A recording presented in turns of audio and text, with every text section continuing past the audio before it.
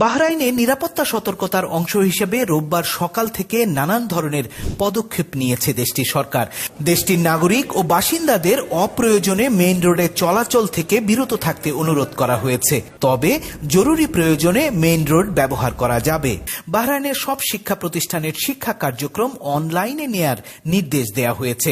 দেশটির শিক্ষা মন্ত্রণালয় এই নির্দেশ দিয়েছে। তারা আরও জানিয়েছে, শিক্ষা কার্যক্রম চালু রাখতে ও ছাত্রছাত্রী ও শিক্ষকদের নিরাপত্তার বিষয়টি মাথায় রেখেই এই সিদ্ধান্ত নেওয়া হয়েছে।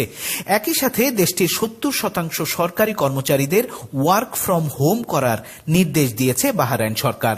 কেবল অত্যাবশ্যকীয় কাজের সাথে যুক্ত 30% সরকারি কর্মচারী সশরীরে অফিস করবেন বলে জানানো হয়েছে। বাহরাইন সরকারের পক্ষ থেকে এসব নির্দেশনা এসেছে এমন একটা সময় যখন ইরানের 3 পারমাণবিক স্থাপনা ফর্ডো, নাতাঞ্জ ও ইস্পাহানে হামলা চালিয়েছে আমেরিকা। ইরান ও ইসরায়েলের মধ্যকার সংঘাত শুরু হবার পর প্রথমবারের মতো যুদ্ধে জড়িয়ে পড়েছে আমেরিকা। এছাড়া ইরানে আটকে পড়া 667 জন বাহরাইনি নাগরিককে ফিরিয়ে আনতে সক্ষম হয়েছে দেশটির সরকার। দেশটির আকাশে পরমাণু রেডিয়েশনের কোনো উপাদান পাওয়া যায়নি বলেও জানানো হয়েছে।